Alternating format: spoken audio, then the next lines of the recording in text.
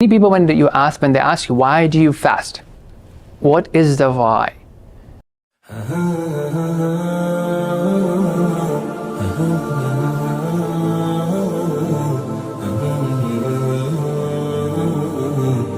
يا أيها الذين آمنوا كتب عليكم الصيام كما كتب على الذين من قبلكم لعلكم تتقون أياما معدودات فمن كان منكم مريضا أو على سفر فعدة من أيام أخر وعلى الذين يطيقونه فدية طعام مسكين فمن تطوع خيرا فهو خير له وأن تصوموا خير لكم إن كنتم تعلمون شهر رمضان الذي أنزل فيه القرآن هدى للناس وبينات من الهدى والفرقان فمن شهد منكم الشهر فليصم ومن كان مريضا أو على سفر فعدة من أيام أخر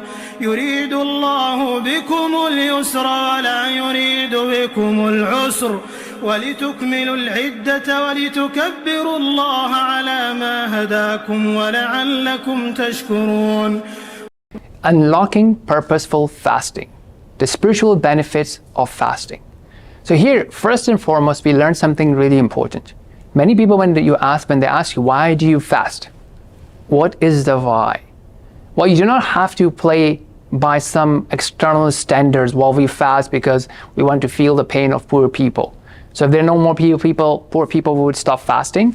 Well, here we learn something really important. Look, we fast because it is a command of Allah subhanahu wa ta'ala.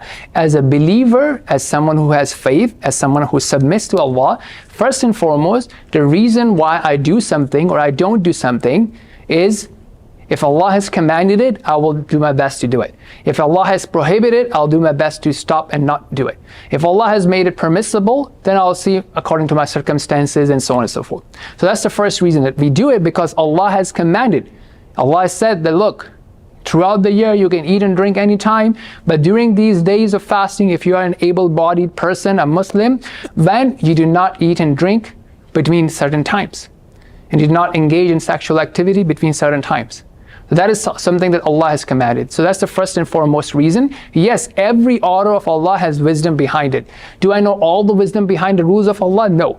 But I do my best to obey Allah subhanahu wa ta'ala, and then we can do our research to understand and see what are the wisdom and benefits. And yes, we can then see the intermittent fasting, the self-restraint, compassion for others, so on and so forth. But the first thing is submission of Allah subhanahu wa ta'ala. The second thing is to be mindful.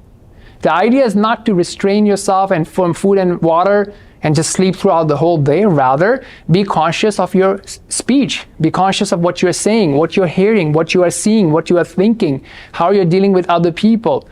And to be more conscious and to have that connection with Quran, to read more Quran, to have more reflections on Quran, as Allah introduces the month by the single virtue that this is the month in which Quran was revealed.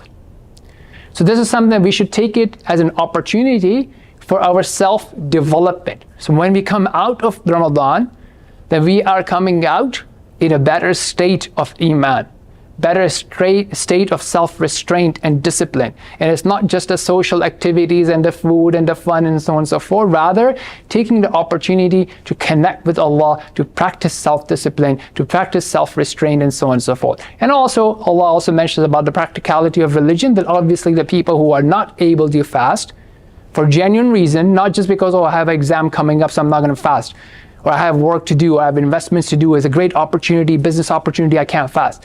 Well, that's your choice to disobey Allah if you prefer something else over it. But for genuine reason, you can't do that, then there is way out, and you basically feed poor people, and Allah knows your intentions.